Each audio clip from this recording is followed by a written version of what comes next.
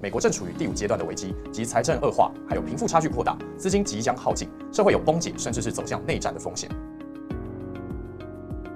Hello， 大家好，我是玉腾，欢迎收看股市遇见你。上周美股3大股指全面下跌，其中道琼指数的部分重挫了700多点，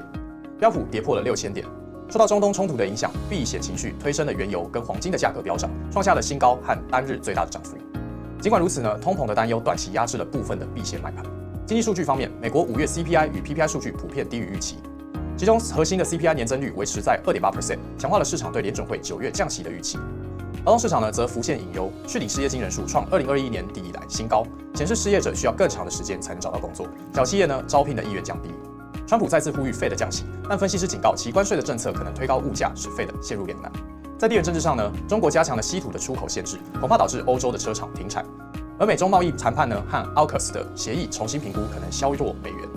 面对了巨额财政赤字和债务，尽管高盛略微下修了衰退的几率，桥水基金创办人达利欧指出，美国正处于第5阶段的危机及财政恶化，还有贫富差距扩大，资金即将耗尽，社会有崩解甚至是走向内战的风险。他强调，美国债务占 GDP 比重高达130%， 财政赤字达到了 6.5%， 情况极为紧张。台股部分，川普再度提及关税的议题，并加上中东的局势的不确定性，使得投资的情绪受到影响。市场乐观预期 Fed 将降息，推动美股上涨，并促使美债殖利率下滑。美元贬破今年的低点，台湾将面临新一波的升值压力。从技术面来看，台股的短期均线仍呈多头的排列，但台积电持续的贴息，短线呢可能面临高档的震荡。台湾方面，受益于美中贸易战缓和和美商的拉货效应，外销的接单持续的活络，预期呢将对台湾的经济增长带来正面的影响。台股精选个股，智邦5月的营收亮眼，主要由北美 CSP 客户的 AI 加速卡与400G 的交换器驱动营收成长，长线的 1.6T 单价更高，动能无虞。宏硕5月的营收年增高达 74%， 第二季的营收呢有望上修至季增25%到30%。下半年新产能开出后，毛利率表现将优于上半年。公司将持续看好先进封装大趋势及苹果的 WMCM 转换带来的发展。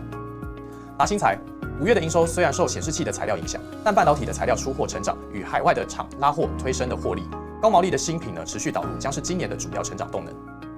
志强5月营收创同期新高，营运稳健，艾迪达 F50的梅西系列足球鞋为今年的主要成长动能，订单能见度佳。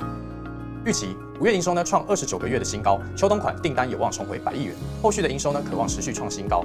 全年营运逐季向上。最后呢会帮他放上本周的财经重要大事，如果喜欢我的讲解，可以 YT 搜寻飞龙讲股，股市遇见你，我们下周见，拜拜。